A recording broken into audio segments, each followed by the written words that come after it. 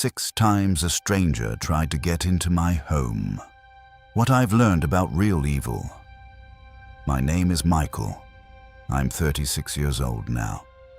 And I need to tell you about 6 separate occasions when someone tried to gain access to my home with intentions that were clearly not good.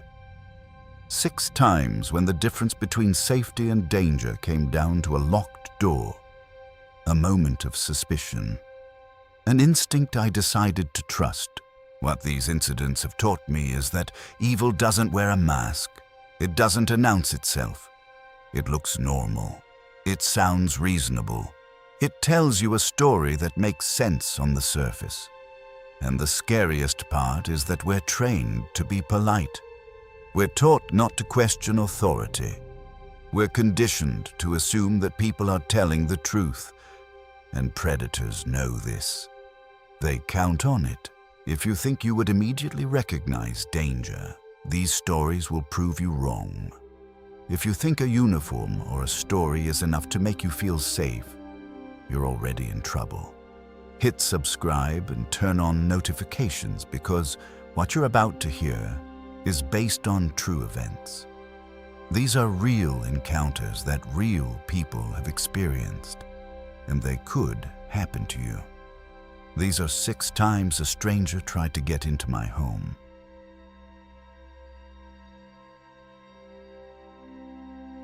Story: 4-1 The Fake Cop. I was in my first year of middle school when this happened. I had developed something of a reputation as a wild child. I'd had several run-ins with our school's resource officer, and I was known for being difficult. But at home with my siblings, I was different. I was the oldest of 4 children, the responsible one. One afternoon, I was home alone with my younger sister watching TV in the living room. Our parents weren't home yet. They wouldn't be back for another couple of hours. The doorbell rang. It startled my sister. She looked at me with that nervous expression that kids get when something unexpected happens. I wasn't too worried. It was probably the mailman, or one of those annoying solicitors selling newspaper subscriptions. Maybe it was just our neighbor checking in on us. I went to the door. "Who is it?" I asked through the closed door. "Open up," a man's voice responded. "It's the police." Something about his voice was off. It was cold, detached, like there was no warmth behind it at all. I turned to my sister. "I don't know if this guy's really a cop," I said. "Go upstairs and check on Jason and Ashley." She darted up the stairs without asking questions. The man on the other side of the door began asking for somebody by name. He claimed that this person lived here, that he had a warrant. "I think you got the wrong place," I said. "No one by that name lives here." "Well, I have a warrant that says otherwise." "Are you lying to me, young lady?" "No. The guy you're looking for doesn't live here." There was a pause. "Then who just ran up the stairs?" That's when I felt the creep factor go from 0 to 100. The front door had a long window with a thick frosted layer on it. It wasn't easy to see inside if you were standing outside. You couldn't make out details. You could see shapes and movement, but not much more than that. But it shouldn't have been possible for him to see my sister clearly enough to know she was running up the stairs. The window was frosted. It was midday, so it should have looked completely dark from where he was standing outside. And there were no lights on inside. For him to see my sister running, he would have had to press his face right up against that window. He would have had to focus really hard, which meant he was watching carefully. "That was my sister," I said, trying to keep my voice steady. "And she's obviously not the grown man that you're looking for. Why did she run?" "Because you're acting weird," I said. "You don't talk to a police officer like that," he said. His tone had changed. He sounded annoyed now, like he thought I should just trust him on his word alone. Well, if you're a cop, you're not a very good one. Because you're at the wrong address. And how do I even know you're a cop? Why don't you show your badge through the window? I could see my sister peeking around the corner at the top of the stairs. I whispered at her to get back. We rarely had people at our door when my parents weren't home. But it wasn't impossible. I had this habit of locking the screen door. It was one of those strong screen doors that actually had some weight to it. Real metal, not the flimsy kind. I figured I would take the risk and open the door just to see if this man was actually a cop. When I opened it, the man on the porch did look like a cop. He was dressed in what appeared to be a police uniform. His hand was on his gun belt, but his eyes were cold, and he kept looking behind me, like he was searching for something or someone. His behavior made me trust him even less. He began grilling me about my sister, trying to catch me in a lie. So who really ran up those stairs? It was my sister, I already told you. How do I know it's your sister? How do I know it's not the person I'm looking for? Look, you have the wrong address. He stared at me through aviator sunglasses. The glasses were so big they covered most of his face. It was like he was trying to hide who he was. I watched a lot of true crime shows with my mom. I knew it was probably stupid to open the door, but I had a strong feeling that he knew we were home alone, and I realized something that made my skin crawl. Up to that point, he had not asked for my parents. Not even once. A real cop would have asked immediately. Where are your parents? I need to speak to them. But he hadn't.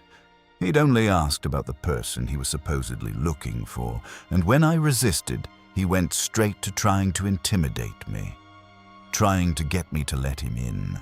I just wanted to keep him in my sight because I knew my parents would be home soon. He explained to me that the man he was looking for supposedly lived at our house, that according to his paperwork, this was still his current address. I informed him that we had been living here for a few years. I knew for a fact that the woman who lived here before us lived here alone. This frustrated him. "I'm going to check the house myself," he said in a demanding tone. No, you're not," I said. "You're interfering with police business. Open up that screen door before you get in trouble." I was in a stubborn mood. And when I'm in a stubborn mood, nobody wins against me. Except my parents. This man wasn't coming inside this house, and he wasn't going anywhere near my siblings. That's when he demanded to speak to my parents for the first time. "Where are your parents? I want to speak to them about your behavior." He was trying to use the "I'm going to get you in trouble" tactic to frighten me. In reality, my mom was far scarier than him. She was the type to kick someone's ass and then ask questions later. But she doesn't play around when it comes to her kids. "My parents aren't home right now. They're at the grocery store." I had a feeling that he already knew that, because if he was really a cop, his first question would have been about my parents, not about some person who supposedly lived here. That's when he reached for the screen door and tried to open it. I discovered immediately that it was locked. "Open the damn door," he shouted. "No." I didn't slam the door shut so he couldn't ask me again. I just stood there. He began yanking and tugging on the screen door. "I should arrest you," he said, "and teach you a lesson." After that, he just walked through our neighbor's yard like nothing had happened. That's when I realized something that made everything click into place.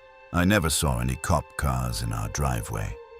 We lived in town homes, so I could see all the vehicles from a distance. I was expecting to see a police cruiser parked somewhere nearby. There wasn't one. My parents showed up almost right after he left. I told my mom what happened. "You shouldn't have opened the door," she said. "And you should have called me right away." But I noticed something.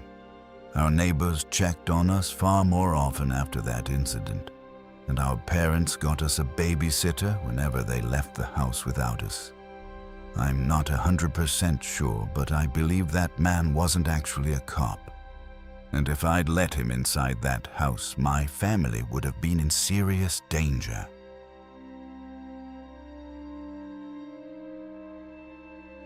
Story 2, the brown van. A few years ago, I was living in my childhood home in California with my husband and my cousin.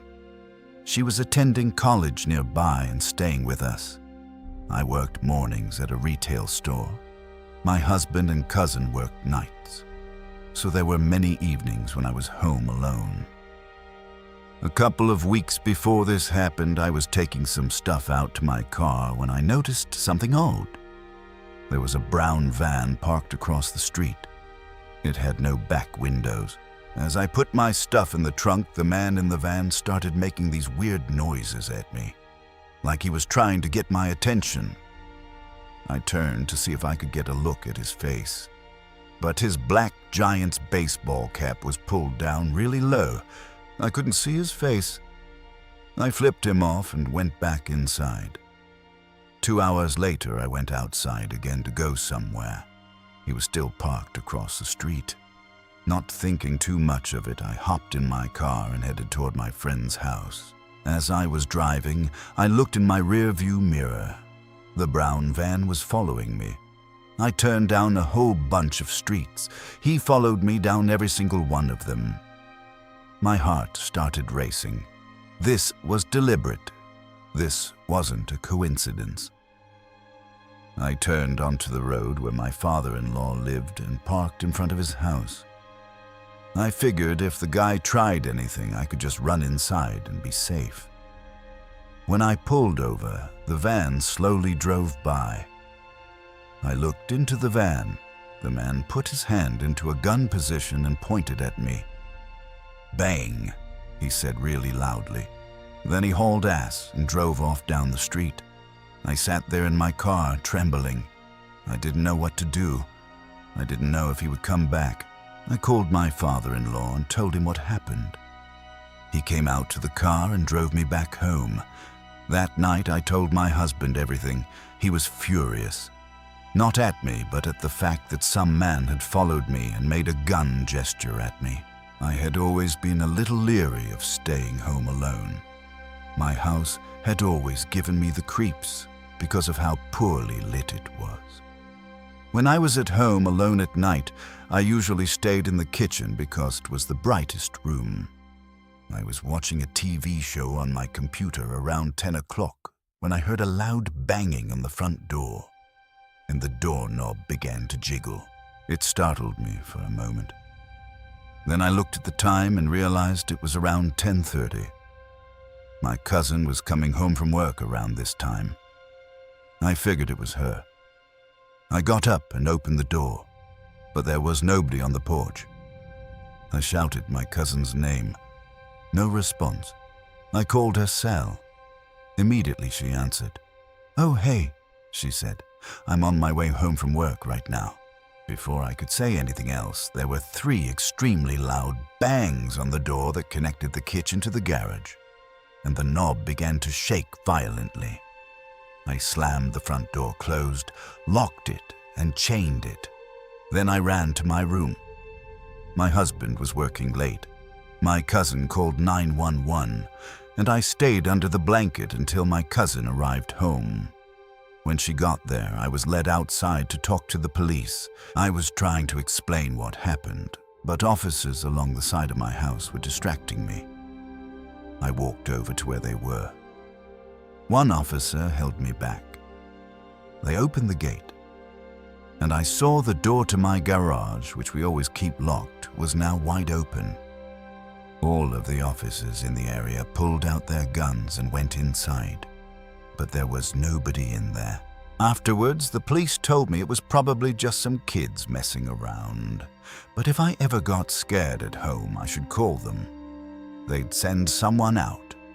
A week later, I was in the living room with my cousin and my husband when I walked past the window next to the front door. I noticed something.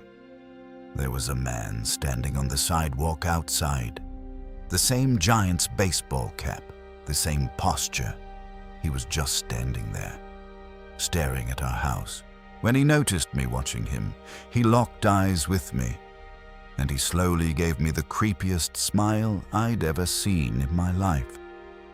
I turned and yelled for my husband to go out there, but when I turned back, he was gone.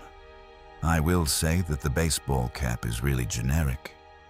A lot of Giants fans wear it, so I can't say for certain it was the same guy. But it felt like it was. 3 days after that, I was home alone again. I was on edge. I was trying to ignore it, trying to tell myself everything would be okay. I was baking cookies in the kitchen when I thought I heard a knock at the sliding glass door. My whole body tensed up. I slowly turned toward the door. The lights in the backyard were off and the kitchen lights were on. So there was a glare on the window. I couldn't see if someone was standing outside. Everything was silent for a few seconds. Then someone banged on the door again. I screamed, but I felt paralyzed with fear. The person ran on the deck from the sliding glass door to the 2 windows in the living room and then started banging on those as well. Then they came back to the sliding glass door and tried to open it. Finally, I came to my senses. I grabbed my keys and ran outside to my car. I locked myself in and dialed 911. We sold that house shortly after that. I still have a hard time staying home alone, even though I'm 2 states away now.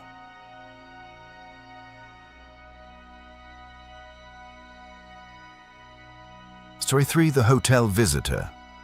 When I was in my mid to late 20s, my boyfriend and I took a trip down to St. Augustine, Florida. We both really loved it there. The antique aesthetic, the rich history. Being the oldest city in America, it couldn't get any better. We stayed at a really nice hotel and walked around exploring the museums and the historic sites. One day in the afternoon, maybe on our 2nd or 3rd day there, my boyfriend told me he was going to go to the pool to take a swim.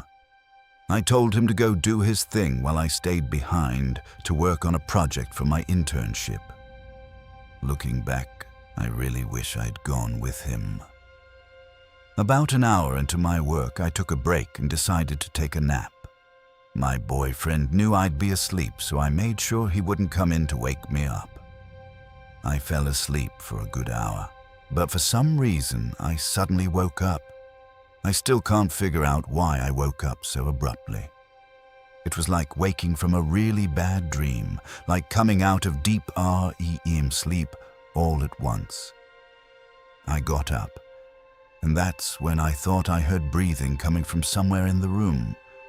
It was faint, but it sounded echoey, like it was coming from somewhere that would naturally echo. I knew it couldn't have been the air conditioning. We had turned it off the night before. I was paranoid. I didn't know what it was or where it was coming from, and I was definitely not going to go looking for it. I left the room and got the attention of security from down the hall. I explained that I had heard breathing and didn't know where it was coming from. Security came to inspect the room. My boyfriend arrived back from the pool, but they found no one else in the room. They couldn't figure out what I had heard. My boyfriend and I assumed it had to be the AC. He said that earlier that day, he had overheard someone say the AC had been broken throughout the building. That night, we got into bed and went to sleep. A few hours later, my boyfriend woke me up. At first, I wasn't sure what he wanted, but that's when I heard it again. The breathing noises, the same noises I had heard earlier. This time I knew my mind wasn't playing tricks on me. I was fully awake. The breathing was a lot louder than before. My boyfriend pointed to one place that we never checked, the air vent. I watched as my boyfriend got his phone and shined his light inside the vent. He fell back, letting out a scream. For a brief second, I could see a face inside the vent. At that point, we ran out of the room, getting the attention of hotel management. The manager called the police immediately. They inspected the whole room and took a look at the vent in the wall. Turns out inside the closet was a cutout of a small door frame that led into the walls. This made it easy for someone to crawl through and place the cutout back behind them. The police were able to get through and arrest a man. He was the hotel's receptionist. He had been doing this for months, which meant he had been watching people change clothes, including me. He was arrested, of course. The hotel gave us a full refund for our stay and begged us not to sue them. But we were decent people. We knew it wasn't their fault. The scariest part was that police found various photos taken of different people sleeping in hotel beds inside his house. They didn't find any of me or my boyfriend, but I felt so bad for the people who had no idea they were being photographed. Because of this, my boyfriend and I never go to hotels anymore. We stick with Airbnbs instead.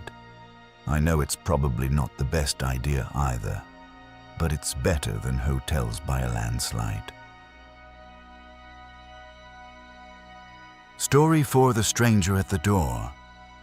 I'm 36 years old now, living in a seaside town in England with my girlfriend. This incident happened on a Saturday night. I was home alone because my girlfriend was having an evening out with two friends she hadn't seen in a couple of months. I'm a night owl at heart. I like to stay up late on the weekends. I wanted to wait up anyway, just in case she or her friends needed me to drive them home instead of getting a taxi. I planned to catch up on some YouTube videos and maybe play a game on my laptop. It was about 10:30 when I heard the sound of my front door handle moving. I paused the TV and listened. I heard it again. Someone was rattling my door handle very quickly. I was confused because I wasn't expecting my girlfriend to be home until closer to midnight. I headed to the door and looked out the peephole. The noise had stopped by the time I reached the door. When I looked through the peephole, my blood froze. I saw a man standing further away from my door. His back was to me. He had his head in his hands. I got a bad feeling in my stomach. I decided to pretend that I wasn't home. I figured it was just some drunk idiot who got the wrong house. I went back to watch TV, but I kept the volume lower than before. About half an hour passed. I heard the same noise yet again. I was very on edge now. I immediately shot up and headed for the door. This time I decided I'd open it and ask him what the hell his problem was. I did just that. But when I opened the door, the guy just gave me a bewildered look before backing away. "Look, man," I said. "I don't know who you are, but I saw you trying to open my door earlier. If you don't leave right now, I'm contacting the police." I didn't recognize this man as a neighbor. His eyes looked tired. There were black circles underneath them. He looked solemn. I stood there watching him as he backed off and went to the entryway of our apartment block. He just sat there, head in his hands. "Just go home, man," I said. Then I shut the door. I wasn't sure if I should call the police. I didn't want to waste their time if the guy simply had the wrong house. But his expression had been so confused. I shot a text to my girlfriend explaining the situation. I told her to make sure she called me when she wanted to come home, because I didn't want her to get a taxi and risk running into the guy outside. I told her not to cut her night short. I was fine picking her up at any time. I knew she wouldn't be out until 4 in the morning because we're both too old to party like that nowadays. But I didn't want her to cut her night short either. I ended up turning the TV off and just sitting on my phone until my girlfriend called just after midnight to say she was ready to come home. When I went to get her, the apartment entryway was empty. So were the stairs leading to the upper floors. I didn't see the man again, but I was very vigilant walking along the street to my car. When my girlfriend and I got home, she told me she thought he was probably just a drunk trying to get into a friend's house. I agreed, although to me he looked more tired than drunk. But I guess you never really know. I have no idea if he knew someone in our apartment block or if he really was trying to do something more sinister. I just hope he never comes back.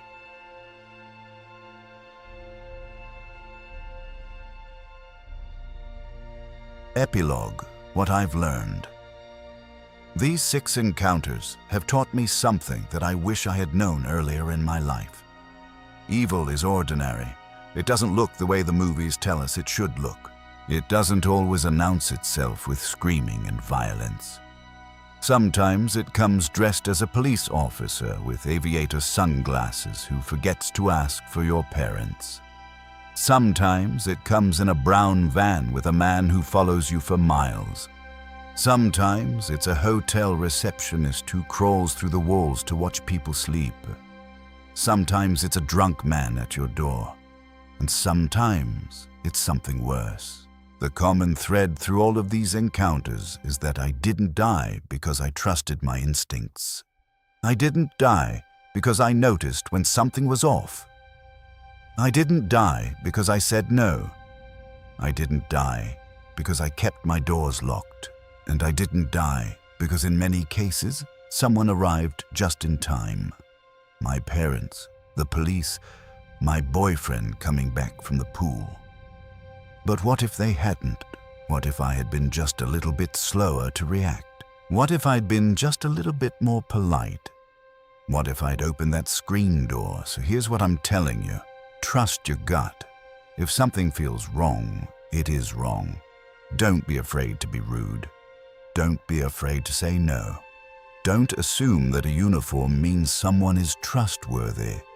Don't assume that a reasonable story means someone has good intentions. And most importantly, keep your doors locked. Always, because the difference between safety and danger is often just a locked door. And the difference between life and death is often just seconds.